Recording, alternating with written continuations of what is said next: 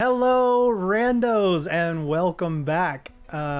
Once again, I am joined here by my wonderful guest game master, Mr. Drew. I don't know why I keep calling you Mister. I've never done that. That's okay. Mr. Drew, Mr. That's fine. Mudcat, Mr. Arbiter. Woot woot. Yeah, so Mr. Arbiter was my father. there you go.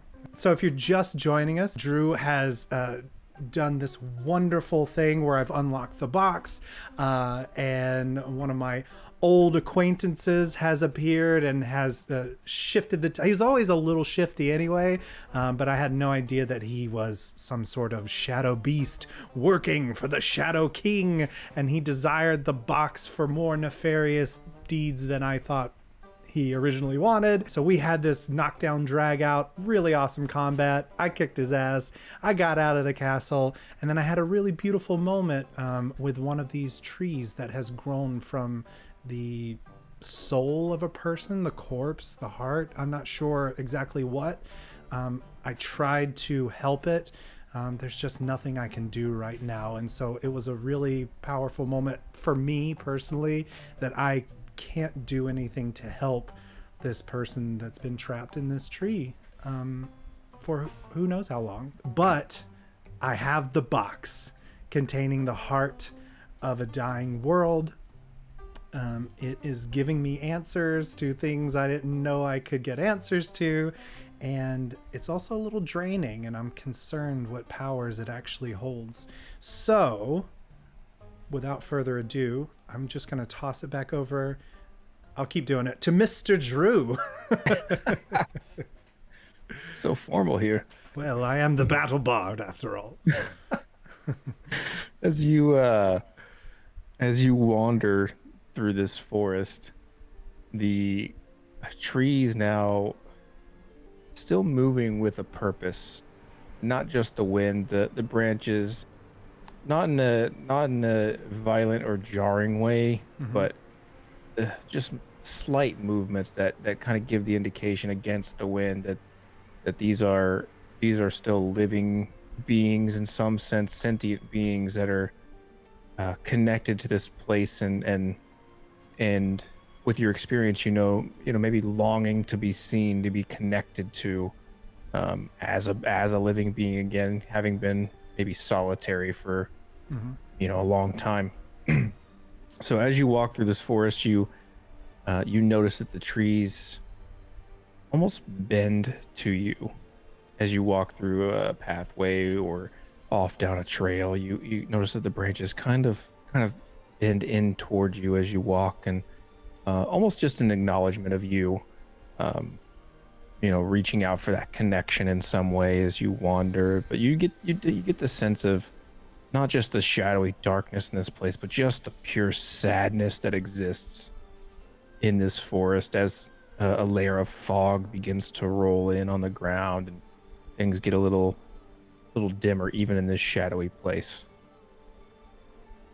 The sadness in my heart, not being able to do what I wanted, is slightly lifted, knowing that this nature is trying its best in this harsh place to make a connection. And as I'm looking at these trees, I'm thinking back to the squirrel and the deer that I killed. Were these minions of this evil Shadow King, or were these just people who've changed, trying to protect me? Now there's doubt. And I want to figure out a way to help them if I can. But the only way I know how to do that now is to get back to the Infinite City, because suddenly, as I think of the Infinite City, I think the key, I think Mac as the vessel, and this dread becomes urgency, and I push forward. Yeah, absolutely. As you're feeling the weight of all this, you're almost forgetting it for a moment with the box and the tree, and seeing the history of this shadow castle little overwhelming. It's a lot of information to take in, and just being drained from the fight. Yeah, you get that sense of urgency and remembering, yeah, that orb is some sort of key, and it was once a source of light, at least for this place. Unsure of how that worked, but you're moving now swiftly through this forest, and the trees again still kind of bending to you, the wind whipping. Make me a d20 roll to see how you find your way here. Okay. That is a 5. Yeah, with that 5, definitely a failure. You are decidedly lost at this point. Being turned around, what seemed like, leaving the castle and maybe getting back to that area of green doesn't seem to be in sight. Even though you maybe feel like you've walked back in that same direction, now you even start to feel, maybe I've walked in circles. Just that self doubt of where am I? Am I going the right way? Is there some other thing I should be doing? Right. I also I don't have the compass now guiding the way, and as I think of the compass like a shock to my heart, I instantly look back at the box, and this box of knowledge, of answers, of whatever this box is, it seems to have all of the answers. And I feel compelled to look in it once again. It's becoming like a drug. Like, when in doubt, open the box. And while that's concerning, it seems like my only option at this point. So I'm once again going to pull it out of my bag, and holding it in my hand, I lift the lid one more time. Absolutely. As you feel lost in this place, that almost terror, dread setting in of you really feeling like, I don't know where I'm at. And just that decidedly hopelessness feeling of, can I even ever get out of here? Am I going to be stuck here? Maybe will I become one of these sad trees along? Is that your fate now, stuck in this place? Oh, God. Will you be able to save Mac? All these questions rolling around as you open up this box, and again, not to be overindulgent, but you experience everything. As that wave of euphoria once again washes over you like a warm summer's day. Feeling connected. This time, feeling a little bit more grounded in yourself still. You have that same feeling of being a part of everything, being interconnected, being part of this web of everything, but still somehow retaining a little bit of your individuality, enough where you've had enough experience now that you Sure. feel like you can control some of your movements here. But what is it you're looking for? What are you seeing? What are you trying to find? I'm trying to find a doorway between this realm and the infinite city.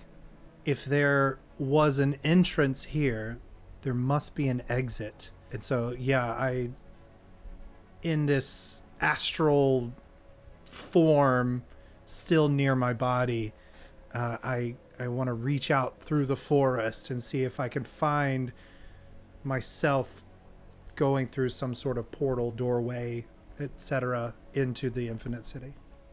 Yeah, go ahead and make me another d20 roll. 15. 15. Yeah, success. As you search through this forest, and it's almost, as you're connected, you almost take on the form of like a raven or a hawk, some sort of bird, as you feel the wind beneath the wings that you don't possess physically, but you can feel it, as if you're flying, floating, at a breakneck speed. Every turn you're taking with ease, whipping in and out of the tree branches, dive bombing in and out, and you fly up high above these trees, and you can see everything. You can see that shadow castle. You can see this forest now of these trees that extend for a long period, and you can even see some green way off in the distance. And as you notice that green, it looks to be to your north, actually in the direction you're traveling, but just some ways. As you see this greenery, you fly over the trees and into the green sunshine where things become a little bit more normal and fairy tale-esque as you look and flying into a near a lake and down, you notice that there is a cave at the side of a lake, and landing in this bird form on the rock outside of this cave, you get the distinct pull, the feeling that this cave is some sort of doorway. The answer to your question is there. I understand. With that, I now have a heading, and I want to try to pull myself back out of this astral form into my body and get myself as quickly as I can to that cave. Make me a roll to see how you do pulling out of that form again. It's a 2. That is a 2. A failure. As you try to pull out of this box, you feel yourself pulling back. You're out of that raven form now, floating back amongst this astral plane, as you feel a hand from within the box grab you and begin to pull and tug at your arm physically. This hand is reaching out of the box. It's almost formless. It's hard to describe. It's an ethereal hand in nature, and it is pulling you into this box. And you, to this point, you've had this sense of wonderment about this place, but now you're also starting to take in the feelings of fear, of dread, of all of the negativity and sorrow and pain in the entire cosmos. Sure. As you're being pulled into this box. I am filled with fear and panic that, like you said, the cosmos feels. It's an overwhelming sensation that brings me back to my youth, of a child who left abandoned on the streets of some, town, given up for nothing. That feeling of being truly alone, truly nothing, just seeps into my body. I become this like small 7-year-old child once again, and I flail. I want to get away from this hand as quickly as possible. And I'm not thinking about my axe. I'm not thinking about my sword. I'm not thinking about training or anything else. I just viciously try to pull this thing off of me. Okay, yeah, make me a roll as you're fighting back against this ethereal hand, and this wave of memory hits you of your own past. It's a 7. It's a 7. Okay, a tough choice. You feel like now if you pull out of this box that its secrets may be locked to you. You're feeling that the box itself is fighting you, and you get this distinct feeling being connected and knowing everything, that it wants you now. You've had a taste, and now it's climbing up your back, and it wants you to stay. And so you feel that severing this connection will sever, at least in part, maybe some connection you have with this box, some ground you've gained in using it, or you can choose to let go and dive in. Damn. Good, tough choice. Thank you. I'm getting the feel for these now. Yeah, tough choices are hard. Good, tough choice. I think my fear has gotten the better of me. And though as a bard, it is knowledge and secrets that I seek, I think I'm like better safe than sorry, or whatever the case may be. I want to tear myself away from this thing and hopefully regain my composure. Okay, yeah. As you make that choice, choosing to give up all of this knowledge that you've been seeking as a bard, as a scholar, this infinite learning, the most anyone could ever know resides within this box. It's a doorway to everywhere, to everything, in a sense. As you pull yourself violently out of it, and the box, an angry red color now, the lid slamming shut on it, and you see the top where that key hole was disappear, fading into the box as it becomes just solid on top. The box not disappearing, but the keyhole for the time being inaccessible to you, as the box has now sealed itself shut. Pulling a 180, after I've pulled myself away, I see it lock shut, and I feel it severed in my soul. I feel this knowledge is no longer mine, and I scramble and I crawl over to it. I try to open the top of the box, and I say, "No, no, I'm sorry. I panicked." And coming to the realization that I can no longer connect to the heart of a dying world, I do have the knowledge that I need for now.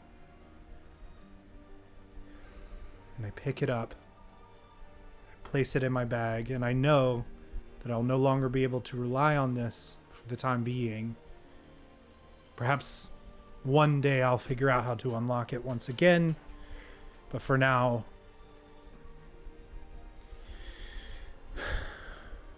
back to the city. As you put that box away, and you make your way to this lake without much effort, without much intervention or anything like that, kind of moving into the sunlight. You feel a little bit better in the sun than you did obviously in that forest. Your day starts to brighten a little bit, but there is still that feeling, you were hours ago part of everything, and now you are alone in this place, and it's just a hollow feeling as you move to this lake, and you do now see the cave on the other side of this lake. I cross to the cave, step into the shallow waters of the lake, turn and look at this beautiful land that should be everywhere in this realm, and yet it only exists on the very outskirts of this floating island.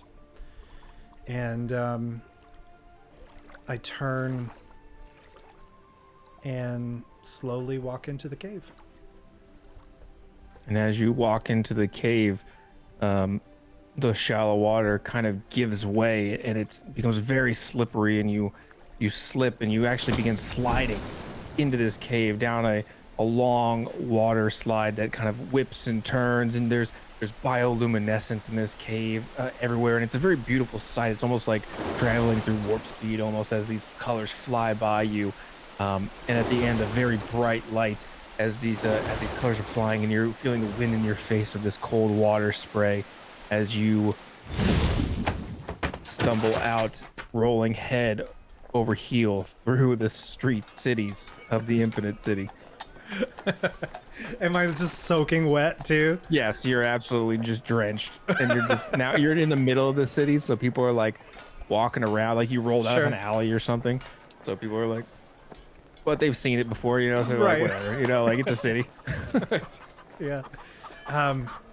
Once again, entering the city, sopping wet, because that's just how I do.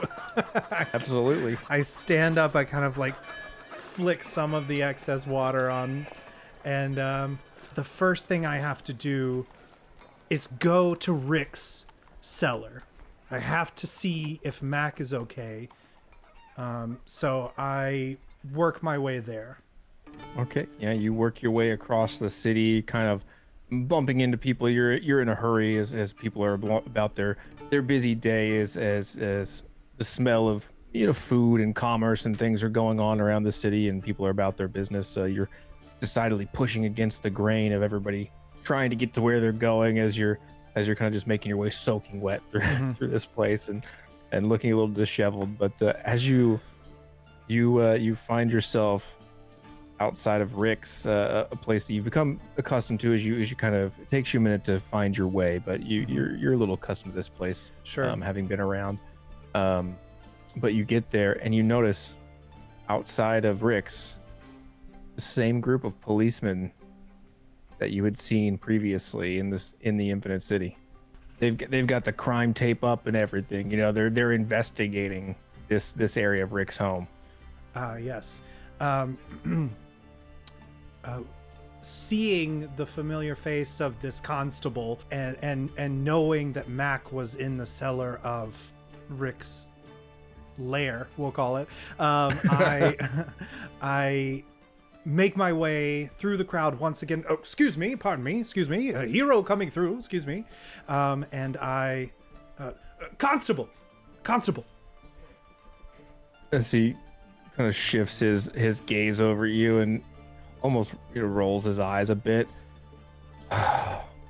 You again, huh?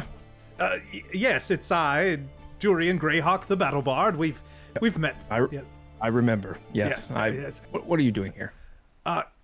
Yes. And I lean in close, and I was like, "Well, you see, I am familiar with this establishment, and I know the nefarious creature that once resided here, but he had a captive here. Are you aware of this?" I am not, and I want you to think very carefully before you answer me. How is it that you seem to show up at every crime scene and you know so much? Well, you see, as a hero, as a bard, as a battle bard, it is my duty to be where the problems lie. Roll a d20. Thank you. That was a bluff if it ever was one. Oh my god, a nat 1. Oh no. That is a catastrophe, if I've ever seen one. Oh shit. I don't. He's looking around, kind of looks at you, looks back at Rick's. I don't like this, boys, as he screams to the other police to come. No, you don't understand. You see, I fell into a Lock hole. him up. My friend Mac is down there. Please, no, please don't. And as they're, assuming grabbing me, I'm not going to fight authority, but as I'm being pulled away, I'm just like, no, you don't understand. The Shadow King, creatures, the heart of a dying world. Roll me another d20. Oh shit. Okay. I just assumed that's what's my crazy Maurice speech. 19. With your catastrophe, you're on your way to being tossed in the county jail for questioning. But once again, you say this bit about the Shadow King and the shadow creatures, and he just, like you, he wants to know the truth. He wants to get to the end of it, and despite that feeling that he should just lock you up and throw away the key, he's inclined to motion to bring you back, if only for a moment, just to hear the end of your spiel. Even though he's not going to stop what's happening, I can see that something like flips in his brain. Is that what you're saying? Yeah. his first instinct is to haul you off, but now, like, after you start shouting and remembering what you had said before about the shadow creatures and the nature, and given the nature of this scene that you haven't seen yet, uh, he's just overwhelmed with this curiosity, this need to know, to get to the bottom of things. That's his driving force here. Is just, he'd rather just lock you up and interrogate you at the station, but you're making a lot of sense for a brief second. You're making some sense, or at least giving him some information he's curious about. So he's gonna motion them to bring you, still held and restrained, but he's gonna bring you back to. Okay, I'm not saying that I'm letting you go, but what were you saying just a minute ago? Well, you see, officer, I wasn't truly forthcoming with you the last time we spoke. You see, I did fall into a hole. I did see these shadow creatures, but I was held momentarily captive by what I now know to be a very nefarious, we'll say, demon. His name is Rascally Rick, you see, and he claims himself to be the servant of an entity known as the Shadow King. And, well, he sent me on a quest. I illegally traveled through a portal, and I was able to obtain something he called the heart of a dying world. And upon my return, I faced Rick once again, and this is what he told me.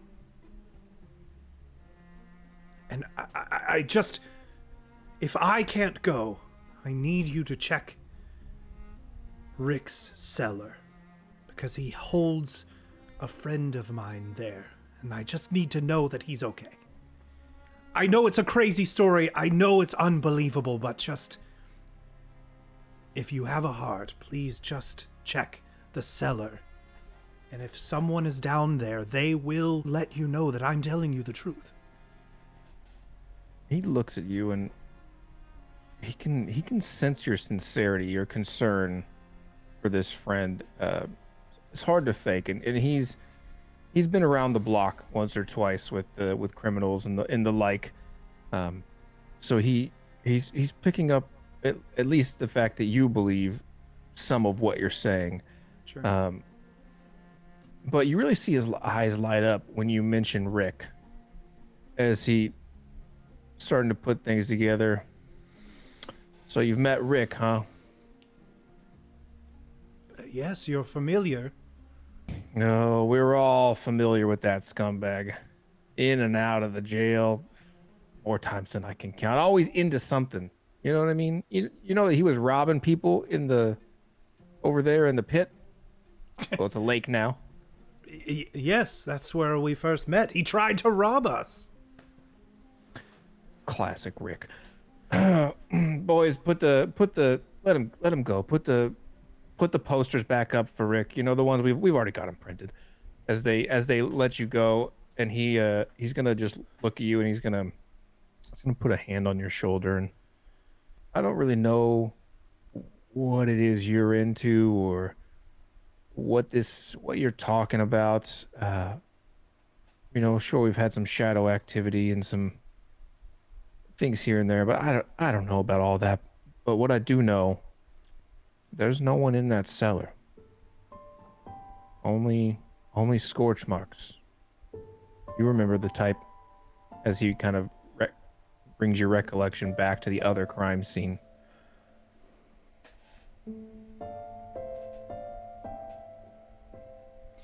I'm sorry I had to be the one to tell you this, but if your friend was there, he's not anymore. Locals heard a scream early this morning. We came to investigate. Damn it, Mac.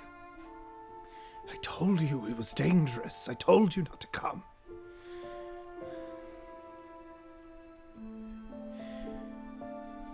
Thank you, Constable. I appreciate your candor. I appreciate you listening to my wild tale. If you see Rick, I would advise you not to engage him, for he is far more than he appears.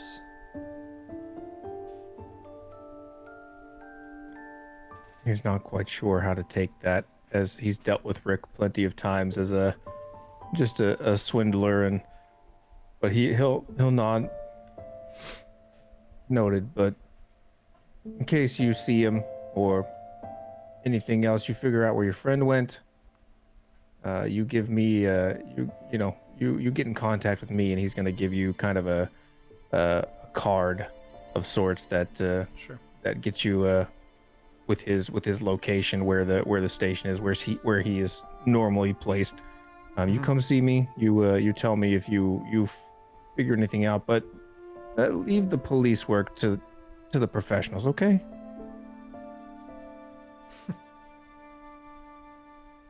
Of course.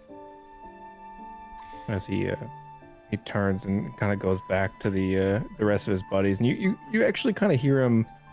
He was pretty sincere with you, but you hear him got over your shoulder like, this guy was talking about a Shadow King. You believe that? As he's kind of like, kind of poking fun at you a little bit with his friends as you walk away, and a nice guy, but just not buying all of what you're saying. Sure. As I begin to walk away, I stop one last time, not looking at anyone, and overhearing the chatter about this crazy guy, and I say, Constable, you know where to find me. And I head back to the guild hall. As you head back to that guild hall, as to the Shatterwalkers guild, you look around and you start to notice things in the city. You feel kind of a twinge at your side where that sword lay, and you start to see things as you're traveling, dead set on getting back to the guild, where that's kind of become your home base. Wanting for this day to be over, for this long adventure to come to some sort of conclusion, for some rest. Circumstances, though, however, catch your eye, and you start to notice ethereal footprints in the ground, the same consistency and nature of the shadow creatures, but glowing almost a white, like a white mist, kind of emanating up like rising heat from the ground as that sword kind of twinges at your side. You're starting to see those things that you didn't quite see before. You're noticing little marks here and there that kind of possess that same nature. Beyond the footsteps, you said marks. What type of marks? Some are in the shape of handprints or even like claws, just where creatures might have reached out and touched, might have been traversing this area, and not just on the ground, but into buildings, and you see different marks, different places, but you see decidedly a set of footprints leading through this cobblestone you're walking down. I, out of bardic curiosity, Got him again. Hey, actually, you know what? The first thing I want to do before I follow, because I'm definitely going to follow, is for sure. The first thing I'm going to do, though, is I'd like to bend down and, like maybe touch it just ever so slightly with the tip of my middle finger and see if... Yeah. As you give this ethereal footprint the finger, you like a burning sensation, like a singe, similar to what you saw in the box, but very different. You're just seeing a world of black and darkness for a moment, and outlined in a inverted white of these footprints, kind of, you've seen cast against this blackness, is the silhouette of that person you saw in that vision in the castle, the one you're assuming with that flowing cloak is the Shadow King. For Mm-hmm. only a moment, this vision just blinding light. And with that vision, it's going to put a fire under my ass, and I'm going to follow this particular set of footprints to wherever they lead. Okay, you're diving and dipping through the city. The footprints getting more prominent the further you go. It seems like the ones behind you had started to fade maybe, and you are noticing other marks as well. Still, there are other adjacent footprints that seem to lead off, but not any discernible direction. There's still a clear path that you're walking down, and you're walking through the city streets, and again to some of the parts of the city that seem a little darker, a little more dangerous, as you have before. Nothing overtly seems dangerous to you, but you know things are getting a little dirtier, a little seedier, as you're walking down, as you're looking around, following these footprints, and they're leading you down a path. Do you do anything as you follow them? Is there anything going on? I feel like I'm one track mining it. You know, I feel like I'm focused on the footprints. I want to find the end. Where's this culminating? I'm seeing the things appear, and I don't want to get distracted. I want to know where this is leading. So I'm going to continue pushing on. People in the way, I'm kind of like, excuse me, sorry. And they're just like, oh, what is this guy doing? I look like a crazy person staring at the ground, rushing. Watch him, pal. Sorry, hero business. Hero my ass. And I'm gonna keep like going, following these tracks. Yeah, and they're emblazoned on the ground at this point. They're very bright. It's you couldn't even miss them if you tried. Sure. As you dip and dive through these people, you take a sharp turn down an alleyway, and as you running still full speed down this alley, as you're trying to follow these footprints in a hurry, you come to the end of the alley. It's a dead end stone wall, and those footprints stop at the wall. Yeah, I would like to place my hand on the wall to see if this is an illusion of some sort. That's the first thing I'll do. So I see that they stop at the wall, so I'm going to place my hand on the wall itself. You place your hand on that wall, and it's a solid stone. It seems, but the footprints, you know, it's like someone had walked strided straight into that wall. But when you push it, it's solid. Michael speaking. I don't know if this is like some sort of button press wall flip secret door situation, but I am gonna try. So I would like to like feel around and see if there's any buttons. If not, then I'm going to like see if I can find my way around this wall. So first, yeah, let's see if I can find a latch or button or something. Here we go. 19. You do, in fact, as you're feeling up and down, you find a loose stone kind of down at the bottom right. It's almost near the ground, indiscernible, but when you go down, you're feeling it. It's loose, and it wiggles a bit. I push it. As you push it in, you start to hear clicks and locks unforming as the stones begin to shift around almost magically as this wall splits down the middle. The stones, the grout now lighting up with some sort of light that's behind it as they begin to part very slowly, and this light kind of it hits you, blinding your eyes. This light kind of staggers me. I take a step back and I try to, when you walk out into the sunlight for the first time, you adjust your eyes. So I'd like peek one and then the other until I can kind of see what's going on. As you make your way, this doorway opening up in the middle of this alley in this seedy part of town, you step through it. Those lights that were blinding, you notice they're not sunlight. They're not any sort of natural light. They are lights of different colors and spinning and whirling and sounds and dings and bells and whistles and things going off as you walk into this part of town, and you see people chattering and screaming and rolling dice and spinning wheels and money exchanging hands all over what seems to be a street of perhaps illegal casinos here in the middle, in the heart of the city, as those footprints still continuing now have, as you took that time to look at the wall, have begun to fade, and you've kind of lost where they've gone in the crowd.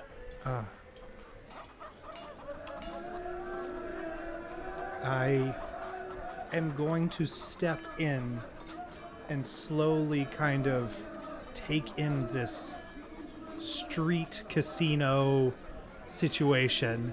Slowly walk through and see what games they're playing, perhaps. Listen for anything out of the ordinary, maybe familiar voices or someone saying, you know what I mean? Like very Jason Bourne, just I'm taking everything in at this moment. Yeah, and as you step in, that wall behind you shuts and seals up behind you, and no one seems to pay any mind to that, as if this is a normal occurrence for this place. As you're walking in, though, walking through, there's every kind of game you can imagine. There's card games, dice games, betting on. You see in the corner there's actually a bare knuckle fight going on down on one end as two ruffians are throwing fisticuffs, pugilist style, in this ring, as people are throwing cash around and coin, and as actually, as you get to that point, there's a large portly gentleman in suspenders and kind of a dirty shirt and pants and smoking a cigar. You look like a fighter. I'm sorry, are you talking to me? Yeah, you with the muscles and stuff. You ever think about fighting in the ring? I'm sorry, friend. I'm on a mission right now, and though it is tempting, I don't know if I can pull myself away at this moment. Well, what kind of mission you on? Maybe we can help each other out a little bit. I'm down a fighter for the night. Down a fighter for a night. Oh, let's see. Well, I could use some information. How about this? I fight for you, and we just talk, have an honest discussion with each other. No secrets. I mean, there's no secrets between business partners, if you know what I mean. Indeed. And I shake his hand. As you shake his hand, he has a pull that cigar off, and really just not even understanding that you're in front of him, just blows this smoke kind of right in your face. Sure. It's like blows right in there, and I don't know, is that a good place to end with the handshake? Sure, yeah, that's great. Awesome, yeah. So I'm about to get into some brawls in order to get some information along this secret casino. I don't know. It's a cool alley that has a lot of gambling and nefarious goings-ons. So yeah, we'll close everything out right now. My name is Michael. I am the solo player and host of Random Tables, and I have been joined tonight by the wonderful Mr. Drew. We're gonna keep it going. Drew, can you give us your whole spiel one last time? You know, what do you do? Where can people find you? All that jazz. Yeah, you can find me personally over on twitch.tv/mudcat or at mudcat TV on social media. But most importantly, you can find me at D20 Deathmatch on all social medias. We are a D&D PvP focused show where we bring our fighters into 1v1 fight in a battle ring full of chaos, kind of WWE style, much like Michael is going to get into in the next episode. Hell yeah. I'm excited. I can't wait. Thanks so much, everybody, for joining us. Thank you once again to Drew. And yeah, I will see everyone next time on another random table. And that's going to do it for this week's episode of Random Tables. If you like what we're doing here, please check out our other Part-Time Heroes shows. We have one-shots, we have the Dueling Dungeon Masters, and a ton more coming down the pipe. If you really like what we're doing here at Part-Time Heroes, like, comment, subscribe, and follow us on all of our social media. You can join our Discord, you can get some really cool swag, and maybe even consider becoming a Patreon. That really helps out all of our shows across the board so that we can keep making these better and so that we can keep creating new shows for you guys. Thank you so much for listening, and I will see you on another Random Table.